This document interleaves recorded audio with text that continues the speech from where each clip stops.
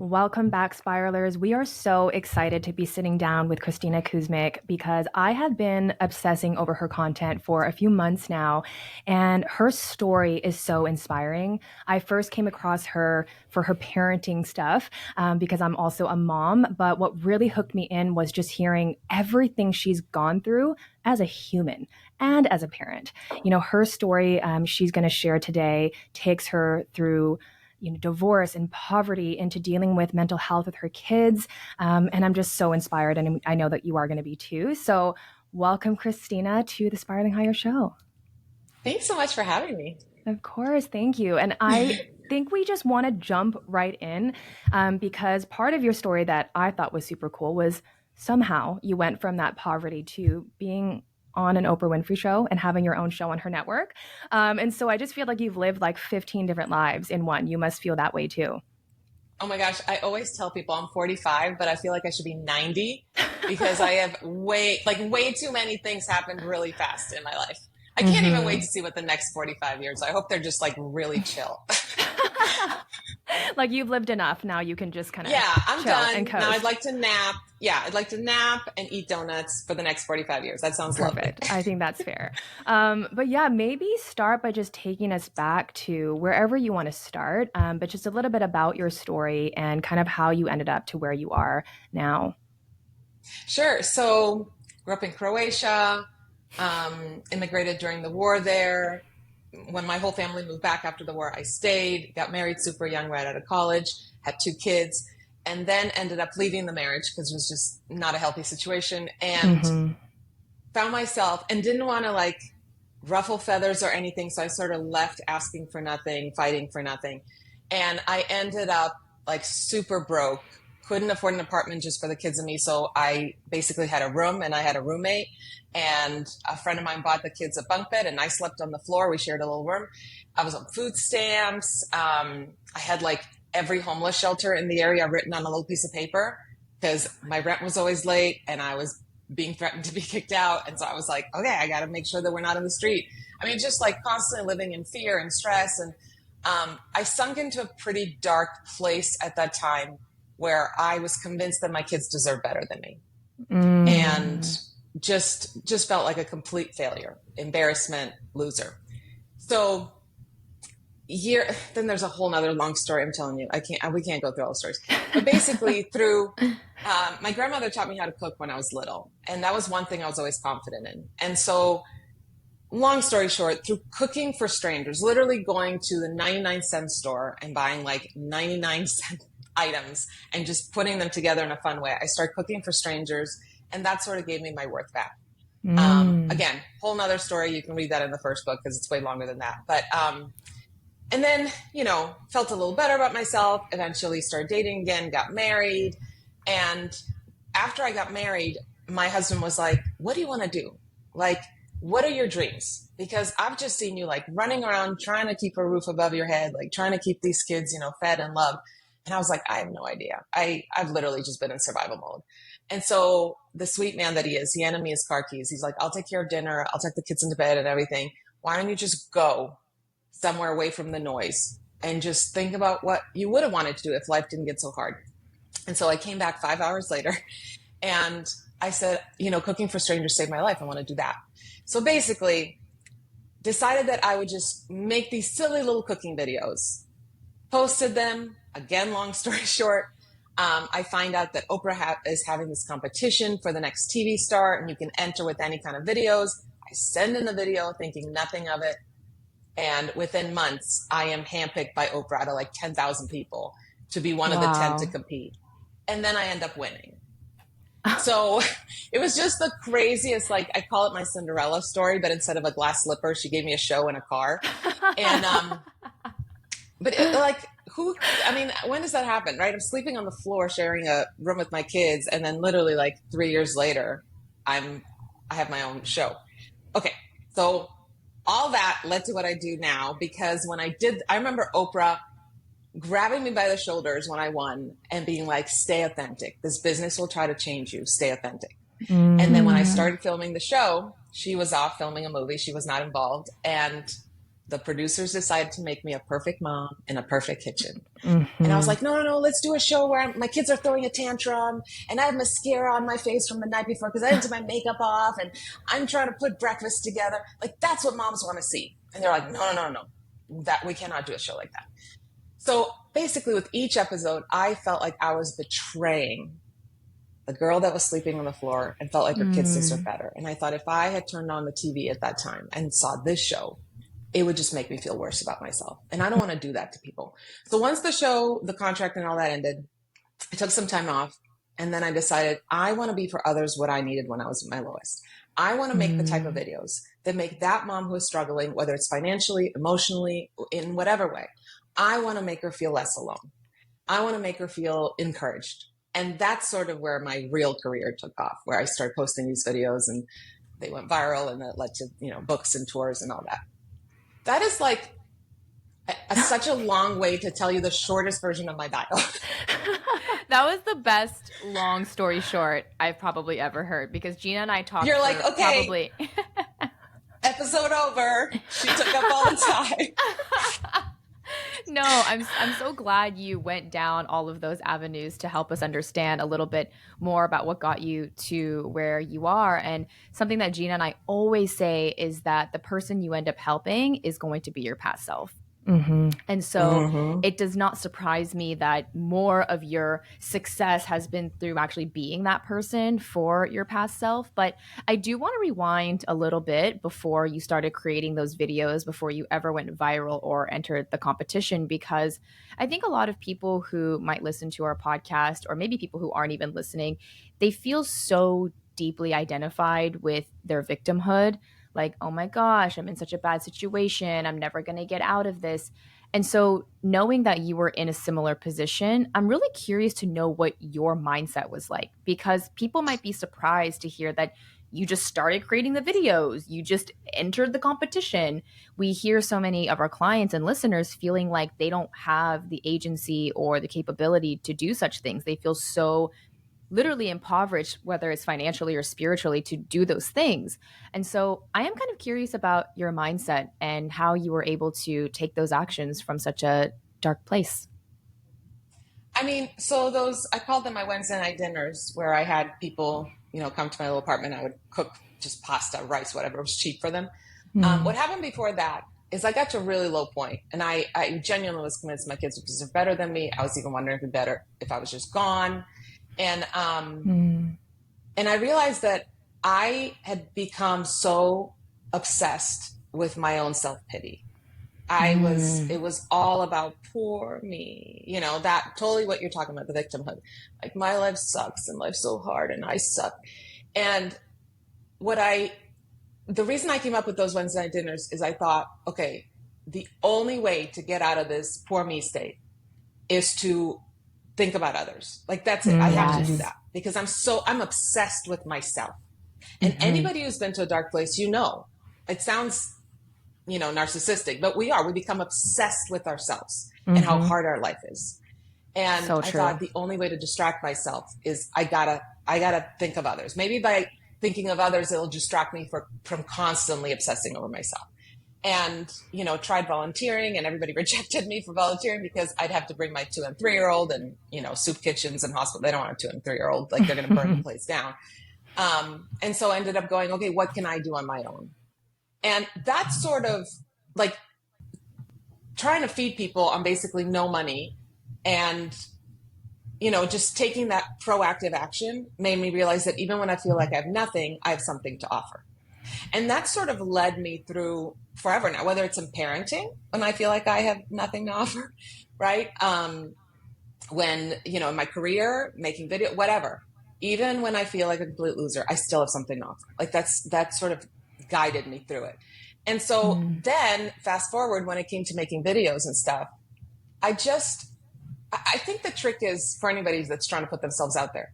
My goal was never to be quote unquote famous, to have viral videos. If that's your goal, good luck. I can't relate to that. My goal was just like, I need a creative outlet and I want to put something good into the world. And again, I highly recommend anybody out there, whether you have a podcast or you're trying to do video, whatever. I don't even care if it's a public job you're doing. Maybe you're doing a career where you're, you know, crocheting and selling your items.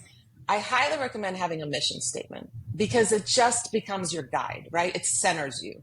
So for me, Mm-hmm. again, it was, I want to be for others what I needed when I was my lowest. And Yeah. so when I would get offers, even now in my career or anything, and I would go, I don't know if I should do this, that would center me. Mm-hmm. Does this align with my motto or my mission statement? And then another part of that is that I think the reason people get stuck in the I suck or my life is too hard and I have nothing to offer and all that is because of the expectation that either they put on themselves or the world puts on them, right? Like we all think we Mm-hmm. have to be these perfect people and, say the perfect thing. And I chose early on, I'm not going to do that. And thankfully I did have the experience with the cooking show to sort of make me feel icky about pretending I was somebody I wasn't. But Mm-hmm. there's just something so freeing in turning on a camera for me and not worrying what anybody will think and being okay with the fact that some people won't like me. That's fine. It would be weird for everybody to like me. Like that would actually be weird, right? So I expect that there will be people that won't like me. But if this is authentic to me, if this is something I want to put into the world, then I'm going to do it. So just giving yourself permission to appreciate your story and to be authentic to your story and your experience without trying to make it something better. I love that you talked about those expectations that we put on ourselves or that the world put on Mm-hmm. us. And I think something that I resonated with in your story or that Gina resonated with as well is that there's so much religious conditioning that tells you who you're supposed to be and how perfect you have to be in the eyes of God and all of this.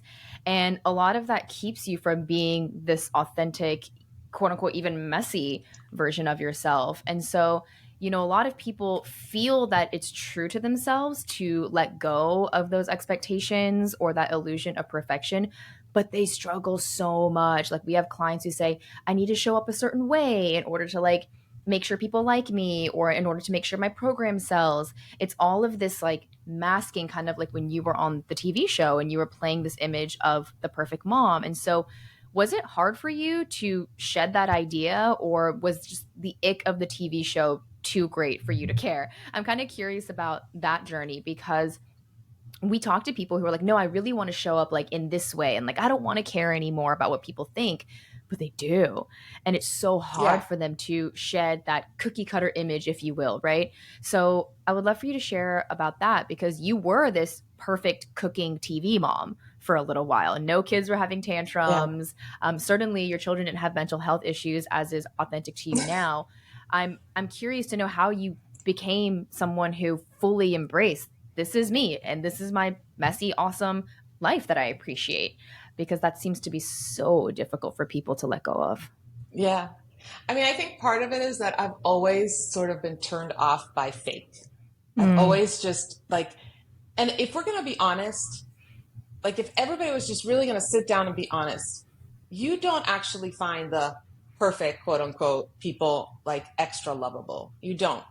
What that's so makes you true. feel good, yeah, what makes you feel good is when you, whether it's in person or online, experience somebody who's just so real Yeah. and vulnerable and isn't putting on this perfect, I mean, today you guys, seriously, like I'm wearing pajamas for this interview. Like I showed up the way I felt, like this is who I am. Yes. um and so if you really think about who you respect in your life, we really don't necessarily respect people who are perfect because we all know that they're not. I mean, we all Mm-hmm. know that, Yeah, you know we're what I mean? we're Even the, sniffing the fakeness. yes, and we're all grown up enough and have gone through enough life to know that everybody's got their stuff. In fact, the people who appear as perfect, they usually have the stuffiest of stuffs, right? And there's a reason. There's a reason they are really going out of their way to fake the perfect, right? So Oh I think man, part of it yeah. was just that I was always sort of turned off by that. And then I think another part of it was I think this rebellious side of me kicked in. And I urge we all have it, a little bit of Mm-hmm. rebellious side. I really urge everybody who's struggling with it to tap into that. Because if you tap into that rebellious side of like, screw that, I am not playing the game. I am not playing the game of what the media expects of me or what men expect of me, or, I'm not playing the game. I am a unique human being. I am, I know what I have to offer, and I'm willing to admit when I'm wrong and I make mistakes and all of that. But I'm going to show up as a real human, not as a fake human, not as an idea of what I wish I was or the world wants me to. I am going to show up as a flawed, messed up, screwed up human being who still has a lot to offer. Like, if you tap into that rebellious side, I just think it's so powerful. I think it's so powerful. And also, for any parent watching, our kids learn more from watching how we live than anything we tell them, anything we Yep. preach at them. So if you want your kids to live an authentic life, and I genuinely believe you cannot be truly happy if you're not authentic. Because in your 100. mind, the whole time, you're faking it. You know you have a secret. People don't know what you're really like, right? Like, it's faking it is all about hiding a part of yourself, right? You cannot be Yes. happy if you're hiding a part of yourself. It means that you are embarrassed by who you genuinely are or what you genuinely look like or whatever, right? You're embarrassed of it. You cannot be happy, truly happy. So I always think about that. I want to model for my children that they should be completely authentic. And that doesn't mean like, you know, I don't care. Like, I'm just going to walk all over people. That's not what authenticity is. It means figuring out who are you at your core, and who would you be if the world didn't put any pressure on you? Like, who would you actually be if there was no pressure or guilt or judgment or shame? So, if you struggle with that, I guess use that as inspiration. It's like, what do I want to show my children? Do I want my kid to Mm-hmm. grow up and feel like they literally have to put on a fake personality and a fake everything and, make their life look perfect? Like, that is stressful. That's exhausting.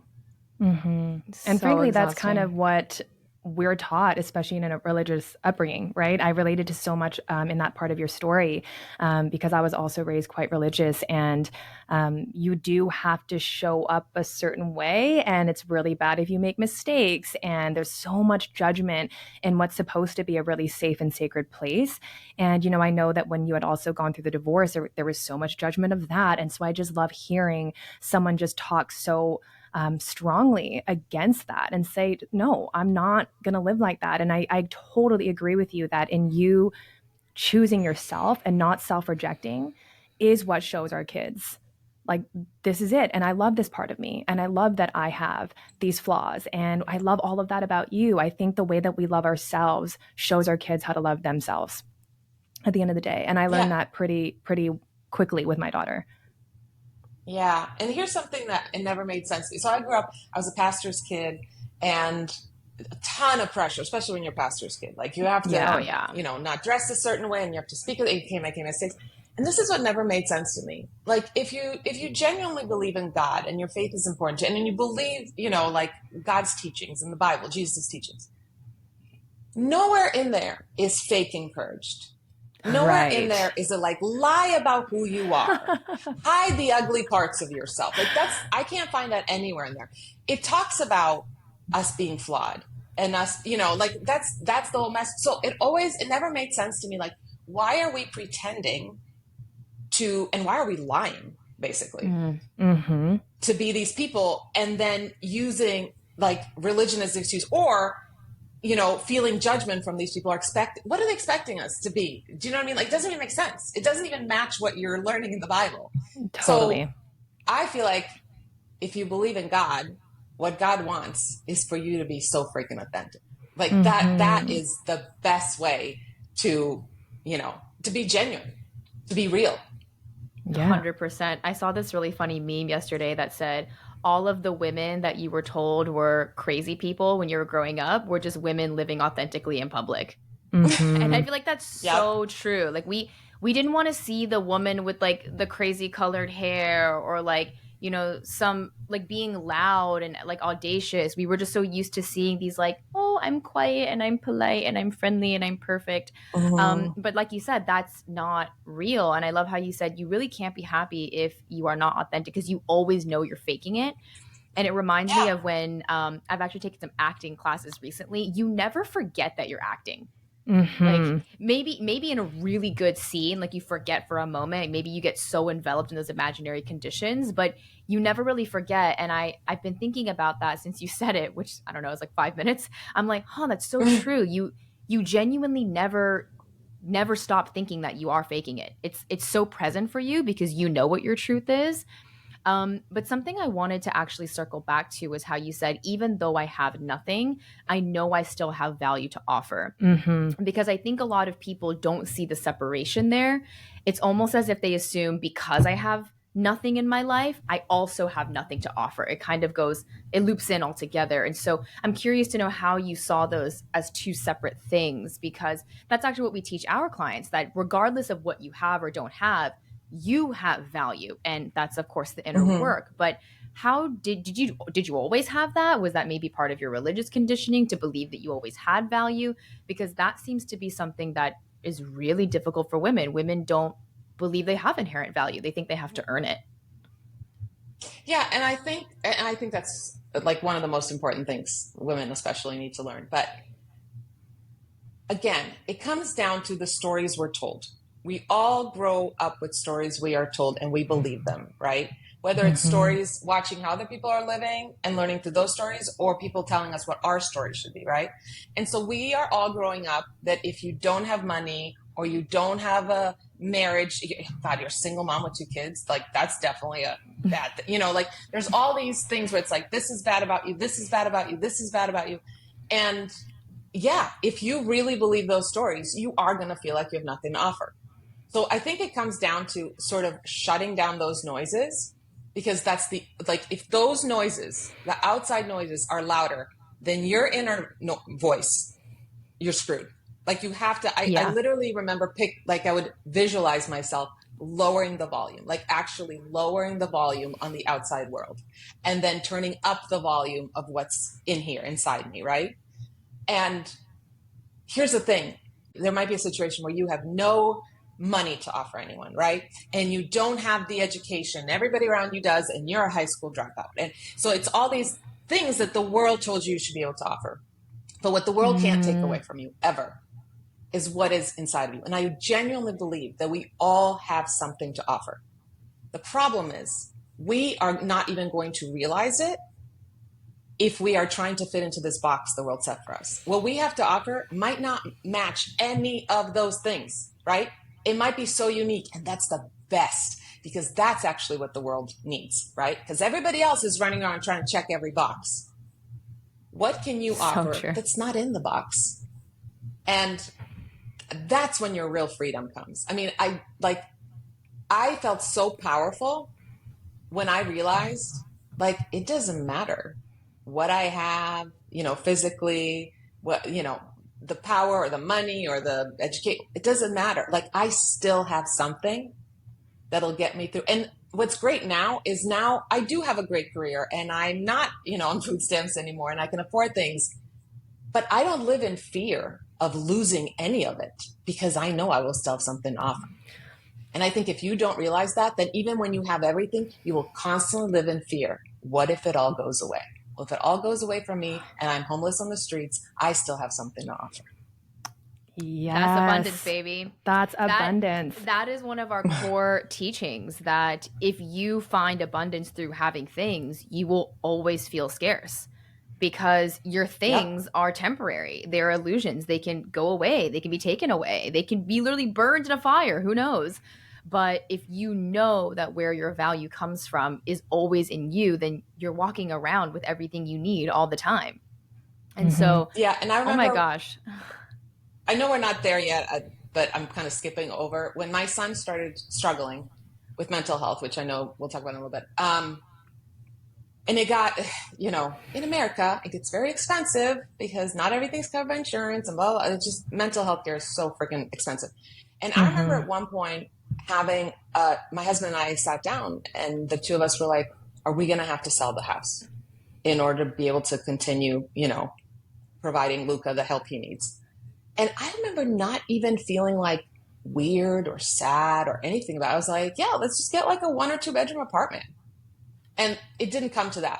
But if I hadn't figured out that I have something to offer no matter what, that would have made me nervous. And you know what else? That would have made me go, what will people think? How did you go Totally. from this big house to, you know what I mean? Like all that unnecessary noise that we allow into our life, like Yeah. it would have completely made that situation stressful. But instead it was just like this very calm, like, yeah, let's do it. If that's what comes down to, cool. I'm cool with that. Yeah. Right. That's what you want to Because, live. That's the kind of life you want to live. yeah, because your value wasn't in the house. Like, you're like, that's Yeah. just a house, right? The value's in me, and I'm always going to have something to offer. So whether it's whatever, one bedroom apartment for the rest of my life, or maybe we parlay that later on into a different house, who knows? But your security wasn't in the house. I feel very deeply that you are an embodiment of someone who knows that self-security is the only security, knowing that your value is coming from within inside of you, which is so incredible. But you did skip over a bit, but that's where I wanted to go anyways. Your incredible, heroic, and resilient journey of being a mother to someone. I can't imagine how much you love. This is your child, someone who has struggled so much with mental health, to the fact that you needed resources to maybe even considering selling your house to provide for those.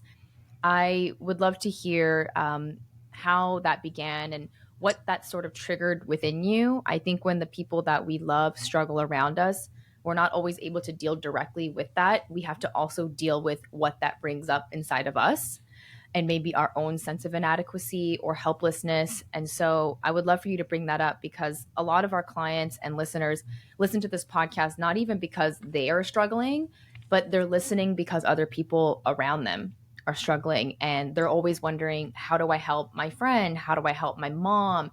How do I get her to see it this way? I'm curious to know what your journey was like when that began for you. Yeah. So my son, my oldest, so this is my first experience. Um, when he First time sort of around. yeah, when he was starting to become a teenager, all that, I started seeing changes. And I had worked with teenagers in the past. So I was like, I will be so good with the teenagers at all this experience. Um, and so I just immediately labeled it as, oh, typical teenage moods, behaviors, and I write in my book how that was the first mistake I made, is I came from a place of assumption instead of a place of curiosity. And I think we parents do that a lot.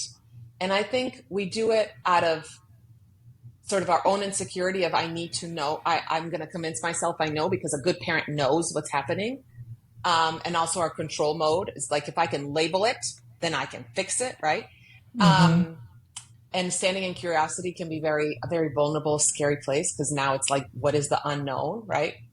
So anyway, that's one of the first mistakes I made. And then I started realizing, oh, okay, he's not just isolating from his parents like a lot of teenagers do. They don't want to hang out with mom and dad anymore. He's isolating from his friends.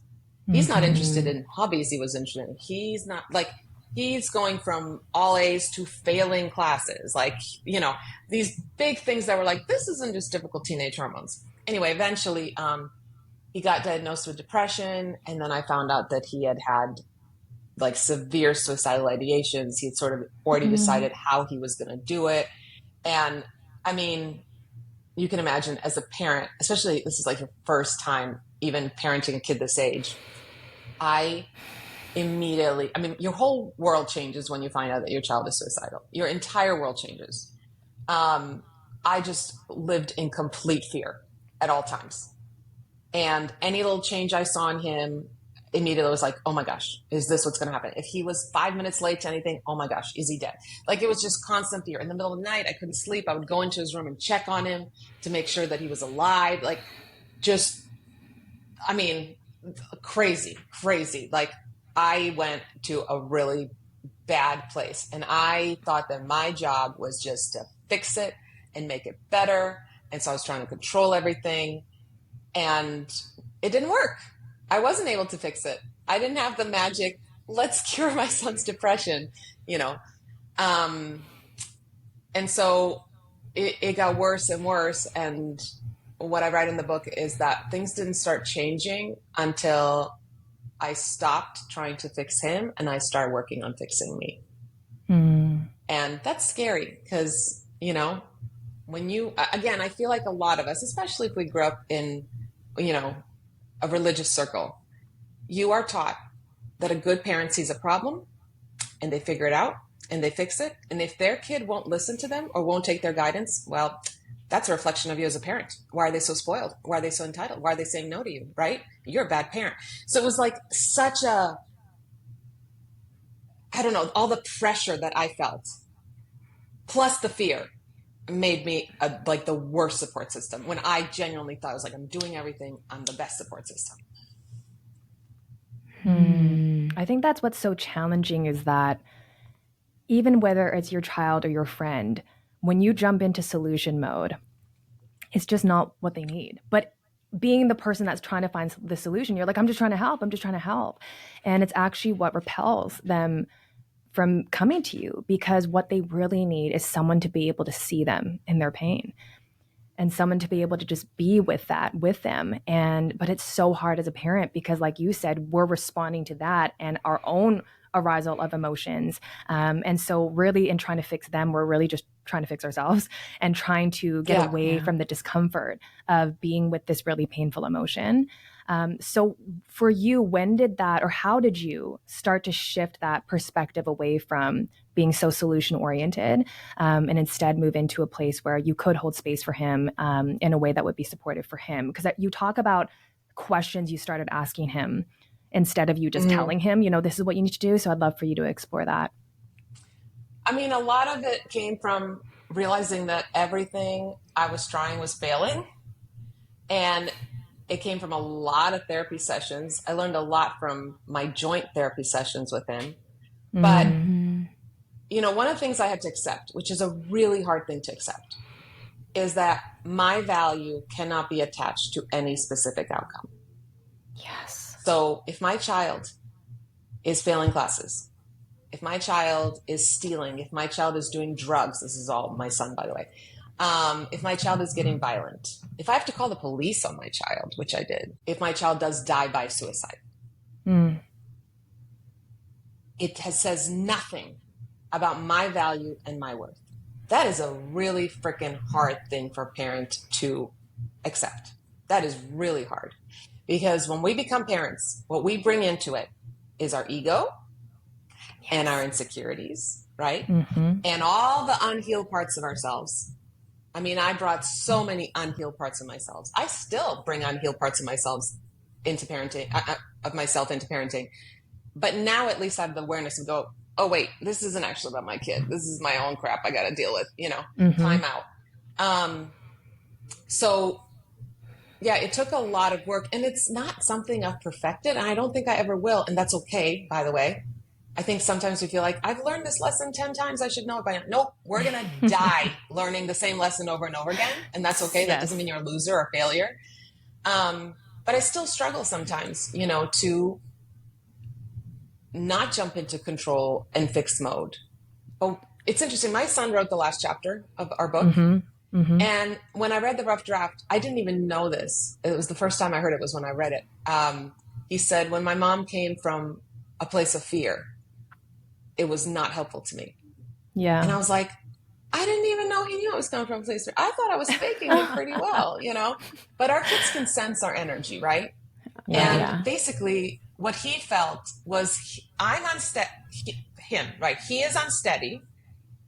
He's in a dark place. And now the person that's supposed to be there for him seems real unsteady too. Well, how are we going to get through this?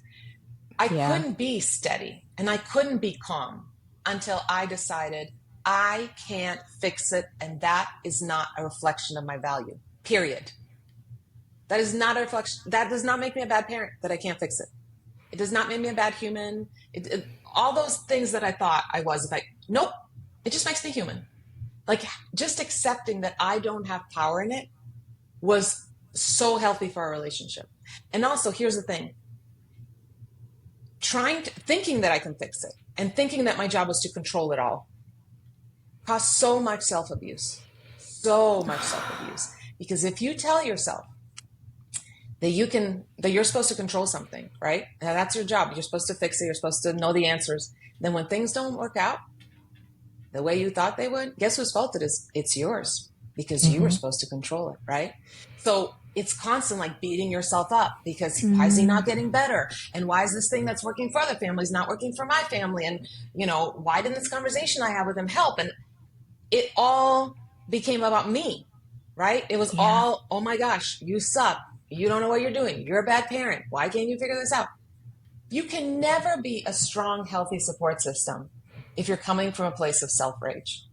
You can't. The best way I could support my child was to be so freaking kind and forgiving of myself and to stop expecting myself to know how to make this better. And that's a really hard thing for a parent to accept. The powerlessness in the face of your child being suicidal, that is a really hard thing to accept. Oh my I gosh. think that's so beautiful and so vulnerable. But I think this happens in romantic relationships and well, all relationships across the board. If you're so right, like if our belief is that it's our role to control what other people are experiencing or not experiencing, then I just love how you said, because we've said this so many times in our podcast, Gina, that you start to commit self-abuse. Because when you believe that you are in control and things don't go to plan, you have to punish someone for that, and that person ends up being you. Another thing that I heard that you mentioned was that he needed someone to be steady. He's feeling insecure and fearful, and then the person he really needs to lean on is kind of appearing unsteady, right? This is causing a lot of anxiety between you and him and within the household, I'm sure. And I think about that all the time in relationships, how I actually said this recently to a client, but it's almost like only one person at a time can be freaking out. Yeah. Because if I'm freaking out and then you're freaking out about me freaking out, I'm like, oh my God, we're both freaking out. It's like, I need to have this awareness. And that's why I love being a coach so much, because when someone's having a moment, I get to be the steady space that they ground into and the energy that they can recalibrate with. But I'm wondering what sort of tools and practices you maybe use in order to do that. And I'm sure it was a journey. I think it's really important for people to hear that too, because they might hear this story and think, oh, okay, like I need to be steady for those people. But I'm sure that wasn't overnight that you just snapped your fingers and were like, okay, I'm just going to come in with calmness and love. But I'm curious to know what you did to get there. And you said that your value wasn't dependent on him feeling better. And how did you even get to that point? Because I just can't imagine being able to divorce your value from something like that, because I don't have children. And so in my mind, I'm like, yeah, I can divorce my value from like how much money I make and, what people think about me and stuff. But I think with children, there's such a responsibility piece that we're conditioned about. So anyways, I know I was very roundabout with my questions, as I usually am. No, but just curious to know, how you went from realizing, okay, I'm unsteady. How do I get there and divorce my value from how he's feeling and what he's experiencing? So let me go back just for 1 second, because I do want to add something to what I said before that I think parents of kids who are struggling might relate to. The other thing that I did by coming from a place of fear, and that's sort of like, I'm supposed to know how to control this and fix this, is he always saw himself as the problem. And to be honest, if I'm going to be completely vulnerable, in my eyes, he was the problem. His depression was a problem. This is a problem that we need to fix. Feeling like a loser has never helped anyone thrive in life. As long as he was the problem, he was never going to thrive. And if you are living with someone who's constantly trying to change you and fix you, and you need new this, and let's try this, you are the problem. That is not empowering. Yeah. That does not make someone want to get out of bed and get healthy. So that's another thing that made me go, whoa, like he can't, basically the way I wrote in the book, he became the main character in all of our stories. My story, the story of my marriage, my other kids, he was the main character. And that wasn't fair to him, because he was not the positive main character, right? He was the problem, quote unquote. And I'm not saying that people who struggle with mental health have a problem. I'm saying, like, as a whole, like, this was the thing we needed to heal and work on, right? But on top of that, I realized I have to be the main character in my own story. I have to. And I can't be the main character in my own story if all of my energy and all of my worth and all of my value is focused on him. So that was one of the realizations. And then another thing is, I realized that the few times what I learned is that I was way too enmeshed with him. And we parents get way too enmeshed with our children. And we should not be enmeshed with them. That's not fair to them. It is not fair. We can love them standing side by side with them. We don't own them. a lot of us parents grow up where we feel like we own them. They are our ownership. And even if you're like, no, that sounds awful. If you think about how you're living day in and day out, there's a lot of hints there that you might have an ownership type relationship with your child, right? But what I realized slowly is when I had those tiny moments of not controlling, of just sitting in it with him, and also asking him to teach me, because I realized he's the only expert at being him. Like, I need to be a student here. I need to stop being like the teacher leader. I need to be a student. And when I had those moments of success, they were so positive that it inspired me to keep going, right? So one of the stories I read in the book is how one day, this is kind of already into our journey, and I'm already trying to learn to not freak out and control. I'm passing him in the hallway and I see blood on his arms. Everything inside me is like, oh my God, I thought we were doing better. What's happening right now? You know, and I gently pull his sleeve up and I notice he had been cutting and there's just blood running down his arm. And you can imagine, as a parent, I am freaking out inside. And I'm literally have to remind myself, nope, we're not going there. And I just very calmly said, can you meet me in your bedroom and I'll get stuff and I'll clean it up for you? I just kept reminding myself, keep it calm, keep it calm, keep it calm. He said, okay. We sat on his bed and everything inside me wanted to do what I always have done before. Luca, why would you do that? You can't do that, bud. Like, that's really dangerous. And I'm sorry. Okay, do we need to get you more therapy? Okay, you know, like that. And instead, I shut all that up and I start cleaning his bloody arms. And I just said, can you help me understand? Like, how did it make you feel? What did it do for you? And all of a sudden, it's like, I'm not judging him. He's sitting there. He's like, this person genuinely wants to know my experience. And then I said, did it help? Like, do you feel less depressed now? And he was like, no, it didn't help. I said, okay, so how about next? If it didn't help, you tried it, it didn't work. How about next time when you feel like cutting or other kind of self-harm, maybe talk to me. If you don't want to talk to me, you can call your therapist, you can call, a friend, and just kind of run it by them first. And when you agree to that, he was like, yeah, I think that's a good idea. It was just this very calm conversation. And he told me later, he just felt so respected. He didn't feel judged or shamed or lectured or, like, oh my gosh, here's another thing we have to fix about this kid. It was just like, I just want to know. And I want to know how I can help. And that's the thing that we really have to teach our kids that we forget as parents.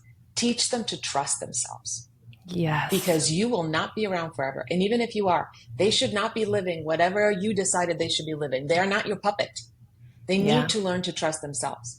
I realized I have to make sure that I'm raising children who will make themselves proud, who will be willing to disappoint me in order to make themselves proud. Because it is their life. I do not own them. And they should never live for my or anybody else's approval. They shouldn't. They should make sure that they go to bed every night and go, I like who I am. I like the decisions I made. Because that's what's ultimately going to keep them on the right path and healthy, right? So it was having those experiences over and over and going, oh my gosh, this is so different. I feel different. He feels different. It's not chaos. It's like just going through that over and over. And I'm talking like hundreds of times, different situations, made me realize this feels better to me, A. And oh my gosh, it's working. Because guess what? When you approach your kid that way, now he's coming to me. Now he's coming to me in the middle of the night, which he didn't used to, and going, Mom, I'm really struggling right now. And he's talking to me. Kids are not going to talk. Your husband, your friend, whoever struggles, they're not going to talk to you if they don't feel like you're steady and that you're not going to be rattled at everything. Yeah. That like if you you're treat them like a rattling problem. Take that to your therapist. Deal with it there. But for your loved ones, be that calm. And the only way to do that is to detach your value from it. Because if I, in that moment, was like, oh my gosh, what does this say about me as a mother? And what does this say about, sorry, I'm going to make this an even longer answer because I just thought of something else that's important.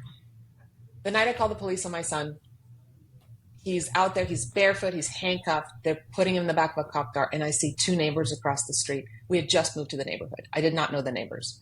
Like, this is a quiet neighborhood. I think they were all shocked that there were even two police cars arriving, in one of the houses. And I see them staring and sort of talking and went into normal human thing, right? Of like, what are they saying? What do they think? Should I go explain to them that he's not going to jail? He's going to psychiatric, all this stuff. And I remember so clearly just saying, no, thank you. No, Mm, thank you. And that is something I still use, whether it's my own crap that I'm throwing at myself, or like, what kind of a mother are you? Or what, why can't I say, no, thank you? Or whether it's me worrying about what will so and so think about me or my child or my life, no, thank you. And I'm not kidding you. I say it a few times every single day because we're all cruel to ourselves, right? But it is so hmm. helpful to just literally picture, oh, you're offering me that? No, thank you. No, thank Yeah, you. Just a I simple love no, thank that. you. Yeah, because I think we often believe our thoughts before we Yeah. realize that, wait, I can actually just say no. I can just say, no, we're not going to go there. We're not going to think about that. We're not going to go down that road. And I just want to circle back to what you were saying, because what you're really speaking to is, when somebody comes to you with something and they need something, the tendency for most people is to, in the pursuit of trying to find a solution, we create more problems, more stress, more anxiety. And then, of course, that's going to repel that person from wanting to come to you, because instead of now dealing with what's alive for them, we're now busy dealing with what's alive for you. And Mm-hmm. then that gets layered on top and layered on top versus just dealing with what's there. And so I love the way that you spoke to him, because I think in a lot of ways, that's how we need to speak to ourselves.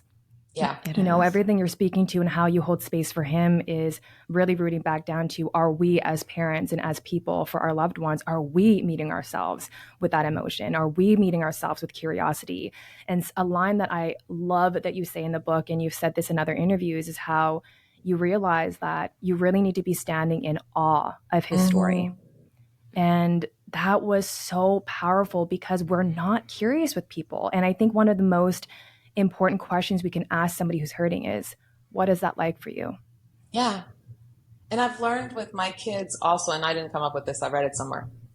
Even, my daughter, she's 19, she's in college far away, and she'll call me and be like, oh my gosh, this happened. And I'll sort of pause and go, do you want my advice or do you want me to just listen? Yeah. If we, and I do that in my marriage now too. And oh my gosh, Yeah. it's so powerful. And what happens is 99% of the time, my kids will say, I just want you to listen. I just need someone to like unload on. But then because I've given them that respect, they actually come back to me, and they want to know what I think. And I'm Yeah. telling you right now, if you want to impart advice, like if you want to give your kids your brilliant wisdom, they're actually going to be more open to hear it if you have respected them and just listened and came from a place of curiosity. Because nobody, a 2-year old and a 90-year old, and everyone in between, does not want to be lectured and preached at. Nobody wants that. None of us want that, right? Um, Yeah. and the whole thing about learning to stand in awe of his story, right? And the idea is not of the story I imagined he should live, or, I write in the book how he Mm-hmm. didn't graduate on time. And I stood in awe of his story. And we threw him a graduation party, a celebration I saw ceremony 5 that. months later. And Mm. I decided he did not graduate 5 months late. He graduated on time, his time. That was his story, right? But what I Mm. realized through learning to stand in awe of his unique story is that I wasn't standing in awe of my story. Yeah. I wasn't standing in awe of my story.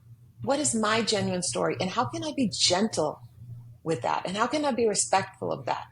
And the only way to do that is to literally say no, thank you to all the negative stuff that's thrown my way, either from others or from myself, which we are our worst bullies by far. That's the Absolutely. only way. And Absolutely. I think so often, I'm like, am I standing in awe of my story right now? And I think that a lot when I'm at my worst. It's like, it's okay. You're not supposed to be perfect. Not knowing doesn't make you inadequate. Making mistakes doesn't make you a horrible person. Like, stand in awe of your genuine story.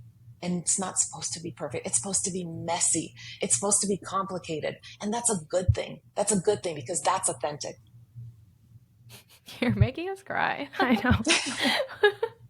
We're over here just like feeling so much truth, and I'm in awe of your story. Everything that Mm-hmm. Oh, you have said has made me feel so inspired, and your life is the proof of everything that you share. And I think that that's what we want to see from people, is that the wisdom is actually in their life experiences. It's not in the words you say or the stories you tell. It's that we can feel that you're truthfully living them. And I truly believe you can only know these things after having lived them. And so I'm so grateful and in awe, like I said, of your story. I can't imagine the emotions that people are going to feel as they're listening in to your genuine thoughts on divorcing your value from whatever happens, what people think, but also seeing that no matter what you have or don't have, you always have yourself. And I feel the truth. You're not just saying it, you're being it so fully. Yeah. And again, to be completely transparent, this is not something I have 100% figured out. And I'm okay with that. Like I go back into my old habits, all the time. And I think what helps when you keep practicing it is I pull myself out of it quicker. And that's the Mm-hmm. thing. And so my goal is not to be perfect at this, because I will never expect perfection of myself. Mm-hmm. My goal is, how can I, with every new experience, just pull myself out of it quicker? Even when I have like negative thoughts about myself, how can I quicker go, no, thank you? How can I more Mm-hmm. quickly shut that down? And so that's always sort of the goal. The goal is never like, because if the goal is I should have this figured out by now. I should not be making the same parenting mistake or career mistake or whatever. Then you're constantly going to live in that beating yourself up, right?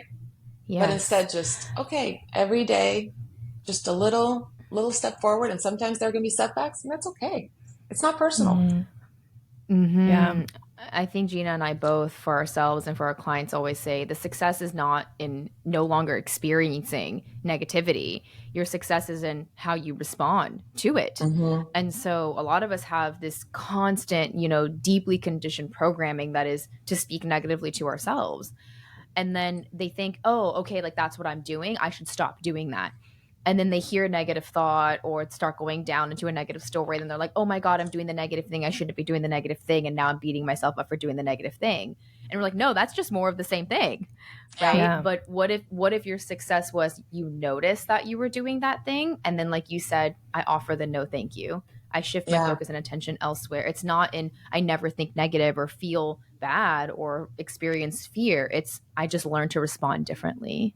Yeah. Mm-hmm. Can I tell you a quick story, an experiment I did? So, Please. Yes. so some years back, I come up with like video ideas in the shower. I don't know why, but I should probably shower more often. And so I came up with this idea, and I basically asked four of my friends, are you willing to be on camera? I'm not going to tell you anything ahead of time. Are you willing to be on camera and be really vulnerable? And if you decide you don't want me to post it later, I won't post it. They said yes. Without them knowing, I contacted their husbands and asked them for something. I'll tell you what in a second. So these women, one by one, they come to my house. It was a one-on-one. And I said, okay, so you know how we're all cruel to ourselves and we say mean things to ourselves. Tell me what you say to yourself. Like, just literally say out loud what you say to yourself. And one woman said, I'm so lazy. My house is always a mess. Another woman said, oh, I'm just not a good mom compared to other moms. My kids deserve better. Another woman said, I gained all this weight. I will never lose it. I'm just a fat slob. And they all had things that they say to themselves, right? By the way, things that probably most of us at some point said to ourselves. Mm-hmm. Very Yeah. relatable. And then, without them expecting it, I pulled out what their husbands had all sent me. I blew it up, blew each one up. It was a picture of each woman, somewhere between like 4 and 6 years old. And I said, okay, cool. Now say all those things to this girl. And I held the picture. Not a single one of them could do it. Not a single one. All of them got teary eyed. And they were like, oh my gosh, I can't, that sounds too cruel. I can't say that to that little girl. I was like, but you're saying it to that little girl every single day. You're saying it to that little girl. It was such an eye opener for them to realize, not only does it sound cruel, I can't even say the words out loud, but yet I'm saying them to myself all the time. And so ever since then, I have a picture of myself in the bathroom, in my wallet. I tell women all the time, like, if you have body issues, have that picture of yourself. And when you get out of the shower naked and you want to tell yourself you're fat or you're flabby, say it to that girl. And it's just a way of being aware. Like, why am I so freaking off? I would not say this to a friend. I would not even say this to an enemy. Like, why am I doing this to myself? This is something I actually have control over. And that's the key. And that was the key that I had to learn, with my son stuff, is the only thing I actually have control over in life. The only thing is how I treat myself. That's it. Yes. I literally have no control over most things. I don't know what life will throw my way. But I do know that no matter what life throws my way, and no matter how awful and painful and heavy it may be, I can still control one thing. And that's how I'm going to treat myself throughout that process. And I'm going to be so freaking good to myself. I'm going to be so good to myself. And the That's crazy thing self-trust. is that the better we treat ourselves, the more lovingly we can handle ourselves and the more unconditional love we can bring to ourselves, everything ripple effects out from there. Mm-hmm. Everything, all of our other relationships, our business, our work, whatever it is, it all stems from there. And I think that's like the most simplest, but the hardest shortcut that people don't do a lot of the times until they actually get to a point where that's kind of the only option left. I feel like that happens to a lot of us. And I love that you had that experiment with them because it's so easy for us to talk to ourselves that way. We're so calibrated to and desensitized to just have that be just noise. Yeah, that's how I always talk to myself. But when we think about saying that to our younger self, or even like I have a picture of my daughter here when she's in her kindergarten class, and I just imagine like her hearing me say that. Not only just to myself, but even to her. And the rule that I have, it's like this universal law that I apply to myself and to my clients too, is that any rule that you give to yourself, you have to apply that to everybody else. So if you're going to beat yourself up because you made this mistake, that means everybody else has to beat themselves up. And that's how we can start to see how damaging it is. Yeah. Because until we do that, we can't see. We're literally drunk on our own inner thoughts that we just don't see that it's even that bad. Yeah. And also, like I feel like, I think a lot of people, when they feel like they can't control other stuff, it feels like they've lost their power, like they feel lost, To me, I actually find it so empowering now that I've practiced it that I can only control me. Because, I think about like people in unhealthy relationships who are trying to fix that person. Like, let's say, bad marriage or something. And why can't he change? And why can't he? And it's like, just all this energy and pain is wasted on that instead of going, wait, why am I okay with being treated this way? Why am I like, this is what I can control. That's it. Yeah. That is so empowering. So, yes. And again, one of those things that just has to be practiced every single day. Yeah. Every single day. Yeah. The foundation and crux of our teaching is that you can only control how you respond. That's it. Yeah. And you're right. It does feel initially like you're becoming disempowered through that realization because you have a false illusion and belief that you do control things. Yeah. And so when someone tells you that you don't control things, you're like, what? I don't control anything. I'm powerless. It's like, no, you control the most important thing, which is your relationship to all things. You control how you respond to you. You control how you respond to your children. You control how you respond to the weather. You control how you respond to the stock market. You control how you respond to those things. And then now you are actually completely detached to needing other things to be a certain way. And I think that's the true freedom. Yeah. And a big part of my book, like towards the end when I finally start learning how to be a best support system for my son, is what I learned is that in every single interaction with my child, with my spouse, with whoever, right? I have to choose whether I want to control or connect. I cannot do both. I have tried doing both. I've tested it out for all of you. Trust me, it's impossible. Okay. So I do that even now. The other day I was having a discussion with my oldest son and was having a bad day and everything in me wanted to go into control. And I literally, asked myself like, okay, Kristina, you want to control or connect? Pick one. And I know from practice that connecting is what's going to make me feel better, him better, our relationship stronger. And so just ask yourself that when you have a kid who's struggling or whatever, a situation you want to control, do you want to control or connect? Because connection is so freaking powerful and healing. It's incredible. Control will do nothing positive, nothing. It'll just make you feel worse. Yeah. And connection is actually going to give you the outcome that you both want too, which is so funny. And it's actually in a lot of ways, a lot easier to connect than trying to control. And so I think it's such a beautiful experiment to try. Thank you for being our guinea pig and doing that for us. So we don't have to try to figure it out. But yeah, I mean, as a parent myself, my daughter's 9 and I just think about, when they're under this age, up until maybe 5, 6, like you really are doing everything kind of for them and helping them. And you're a part of every aspect of them. And so to feel that separation when they start to get older and they're starting to make decisions on their own, there is so much stuff that comes up for you as a parent because you start to realize how much attachment you have to this. And it's also hard to trust yourself to trust them. There's just like so many different layers to all of it. So it's been so healing for me to hear you talk, and your book has been so helpful for me because it's just reminding me what place I need to be in for myself so that I can be in the right place for her. And I think one of the biggest lessons that I've learned is that my daughter needs a regulated mom more than she needs a perfect mom. And that has been really helpful for me. And something that's been also so hard for me is that as I'm healing from my own journey and my trauma, there was a part of me that hated that she had to see me like that. There was a part of me that thought, oh, like, why does she have to see me like this? Like, I wish I could be healed already and then have her. And then I realized, no, like, she gets to witness me healing.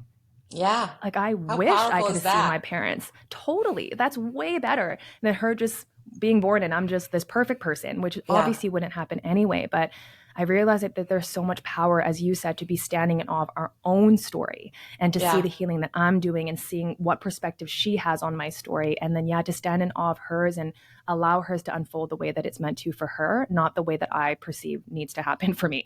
So and your so work has often been so helpful. when I make a mistake or I, handle whatever, having a bad day, right? The non-perfect, quote unquote. I actually now have a completely different attitude than I used to. Now I'm like, oh my gosh, I just did my kids a favor. I just gave them a gift because I just gave them an example of not having to be perfect and that we don't make mistakes. So just that sort of change of, thinking. But I thought of this. I want you to try something if you're up for it, because I did this with my kid when he was 9, and you said your daughter is 9, with my youngest. I asked him, I took him out to dinner and I said, walk me through your day. Like from the moment you wake up, walk me through your day. And he, would say, well, I wake up and I'm like, okay, hold on. Well, what are you feeling? Are you excited to get up? Are you? And, when you enter the classroom, okay, what are you feeling now? So I literally had him walk me through every step from morning to night. I felt so connected to him. He felt so connected.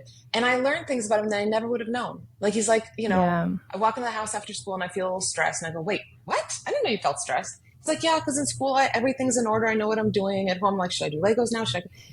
And so we came up with like a little plan for him at home. Like, it was just so incredible. It was another way of standing in awe of his experience and his story, right? Yeah. It was a way for me to be the student. And he was even learning things about himself because he was verbalizing these things. So I just think, like, from a young age, and I was telling my husband, I'm like, we should do that with each other. Like, walk me through your day. I want to know, what is it like to be inside your body? And with my oldest son, a lot of times I'll just say to him, help me understand what it's like to be you right now.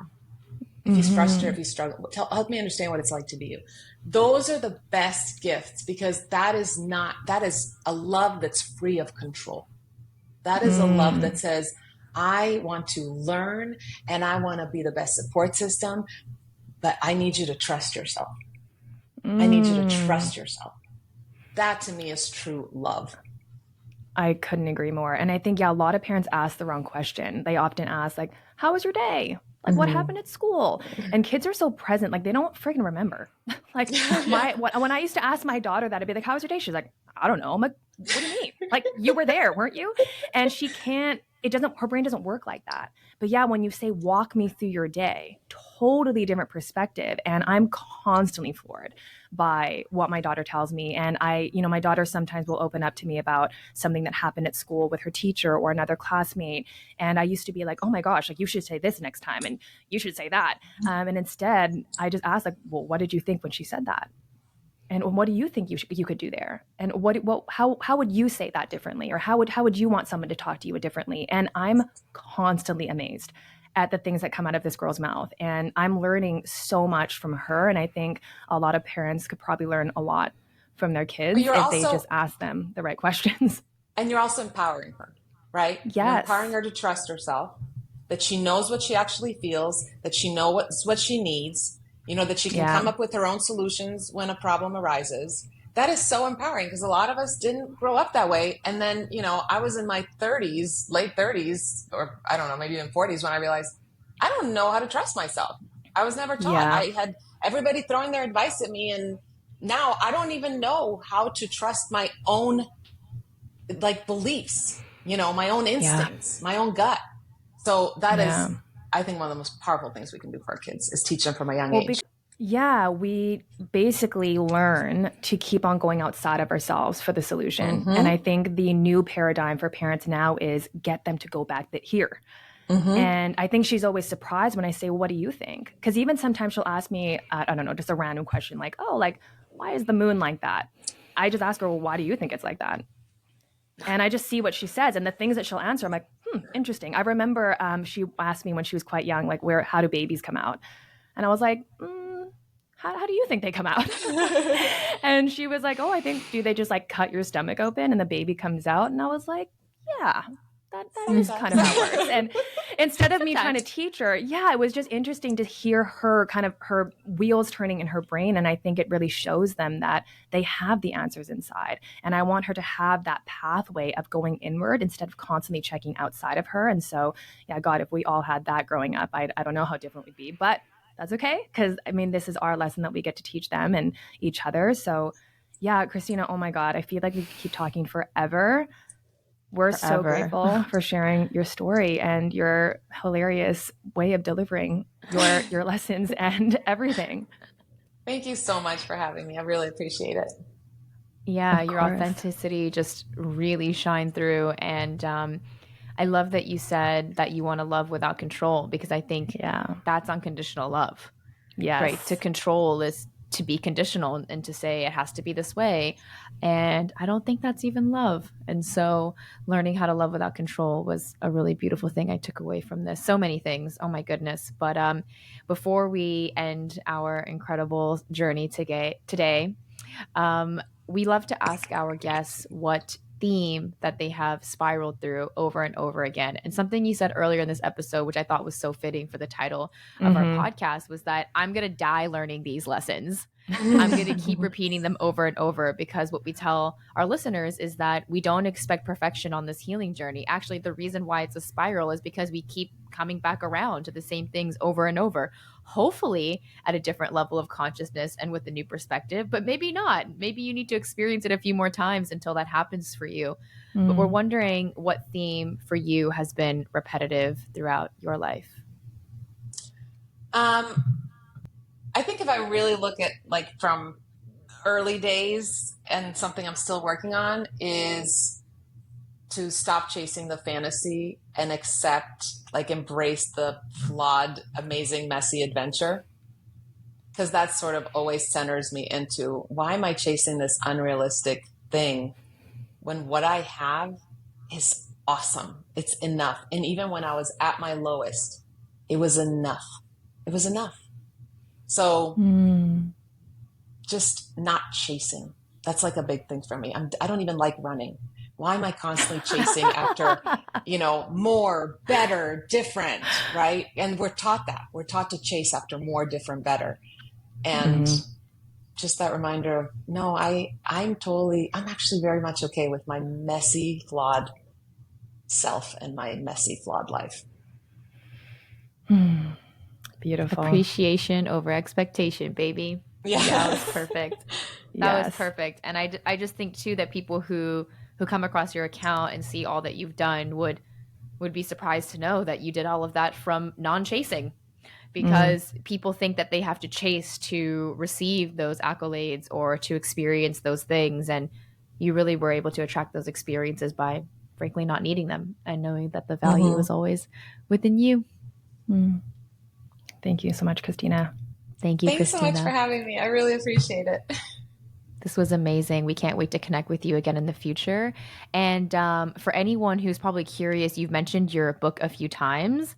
I would love for you to direct them to where they need to go if they want to know more about the book, engage with you. It's called I Can Fix This and Other Lies I Told Myself. You have to read the fine Yeah. print, because Yes. otherwise you think the book is about fixing everything and it's not. But let Yeah. our listeners know where they can interact with you more after this episode. Sure. So the book is available pretty much everywhere books are sold: Amazon, Target, Barnes and Noble, your local bookstore. And you can connect with me through almost all social media at Kristina with a K, last name Kuzmic. Beautiful. Thank you so much. We'll make sure to have those links in the show notes. And for anyone who is inspired by this, definitely go check out Kristina's book and engage with her account. She has so many incredible videos. And again, thank you so much, Kristina, for sharing with us what you have spiraled through. Thanks so much. Bye.